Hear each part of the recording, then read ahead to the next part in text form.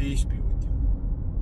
I usually make videos about the Quran, but I'm also a physician, so I want to make this video about what I consider to be one of the greatest threats to your children, health-wise, in the United States of America right now.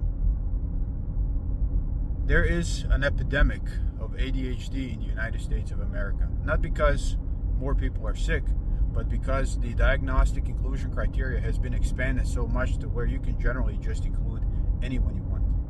Any human being on that on the face of the earth at some point in time will fit enough symptoms to where they can be diagnosed with ADHD.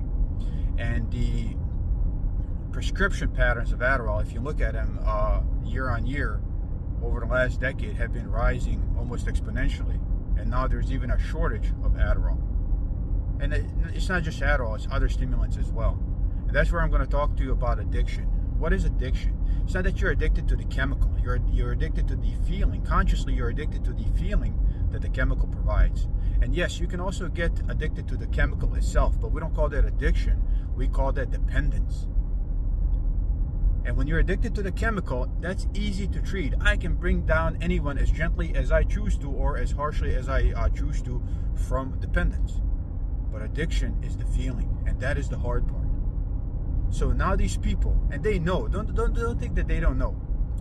Brief history of the opioid epidemic and how medicine has contributed to it is that the companies that made these products, these narcotics, also advertised them or marketed them as safe.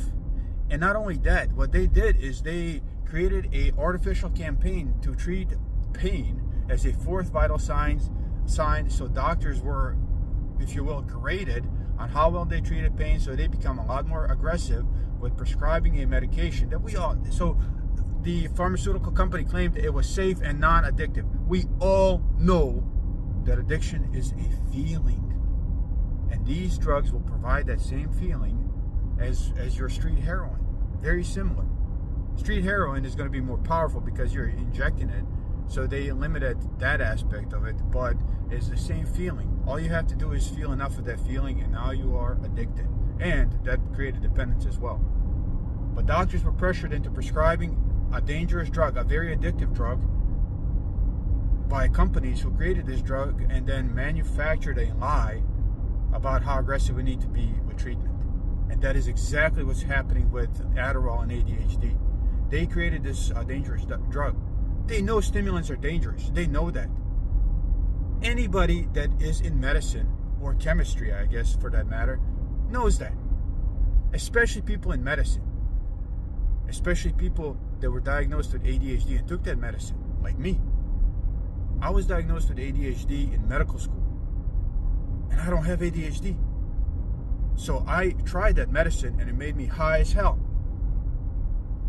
And now they're going to say, oh, you don't, you're not going to get high if you have ADHD. It's just going to make you feel better, feel normal.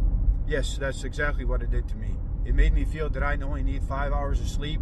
I didn't have to eat. I could work out. It made me feel great. It made, that's what it did. But what it also did is it changes your personality, makes you see the world differently. It causes depression if you stop taking it, all that. So you reinforce that stupidity that you needed to feel normal, because you do need it to feel normal, because you are now dependent on it and you are addicted. And depending on your level of self-discipline, self-control, that is the other part of addiction, is people who are addicts, they have no self-control. So depending on your degree of discipline, if you are a disciplined person, you can just stop when you don't have any, now that there's a shortage or something like that. Or if you are, moderately addicted, you're going to go to your doctor and you're going to beg and you're going to look for a different pharmacy and you're going to do all that. It's addiction. That's all it is. Nobody is disputing that Adderall is a performance enhancer, just like anabolic steroids would be, but it is also extremely dangerous, extremely addictive, and a dose-dependent fashion. If you take the equivalent dose of it, like meth, it is exactly the same in experience as meth. So we are exposing these, especially youth. I was a youth, man. I was in college, at the time when I could get addicted the most. And this quote-unquote psychiatrist, who I think was also, God forgive me, but this dude, I think he was from Pakistan, so I'm going to assume he was a Muslim. He gave me this and gave me Xanax because he said, you're not going to be able to sleep. And I'm not blaming him completely. Half of it is my fault. I knew what I was doing. But he did that. He was a drug dealer.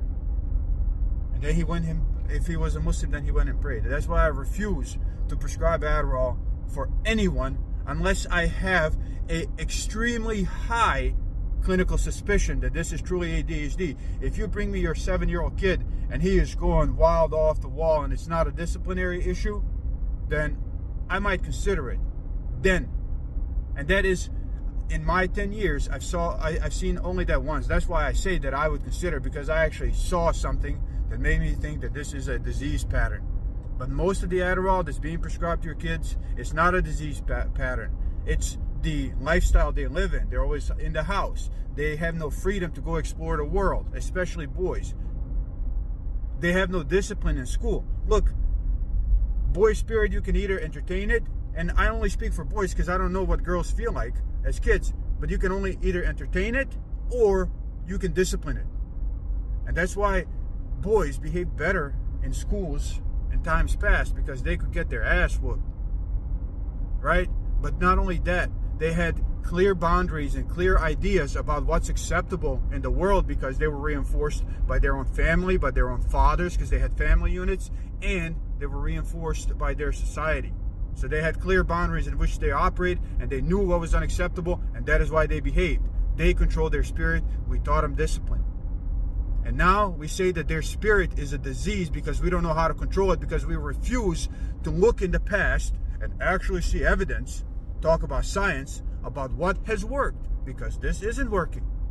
So the change we made, thinking that is an improvement, is actually a detriment to society. And then these money makers come with their snake oil, their drugs, and now they convince you of this. But not only that, here's the last problem. All these people that are on stimulants, they are going to defend it because that is their God. I desire this, and I not want to feel bad about desiring it, so I'm going to say that I am sick, and I will defend this drug is not dangerous. Not only that, I will promote it to people knowing how addicted I am. And these wicked people, they're not wicked, they're sick. But what they're doing is wicked. Not wanting to warn others, they go on perpetuating this myth. And all you have to do is look in the past. This has happened before. It happened after World War II. There was an amphetamine that was prescribed to people. Then it's a stimulant, right? It's essentially the same experience as Coke. And I've been around a lot of Coke heads, and they tell me that meth is worse. I remember a friend of mine who I knew was addicted to cocaine, because I watched him do cocaine every day. Man, he came and told me after he did meth, he was tripping. He was like, man, I don't want to do this anymore. I couldn't sleep for 2 days. So amphetamines are a lot more dangerous, and they know this, and they're still prescribing to your kids, and they're convincing you that that is necessary. And this is a long video, but as a physician, I honestly think that I have a Hippocratic duty to warn people about this, because drugs are more dangerous to your kids by far, by a huge extent, than COVID ever was. And they forced your kids to get vaccinated from COVID, but they're allowing companies to market dangerous, addictive substances to your children. How bizarre is that? Peace be with you.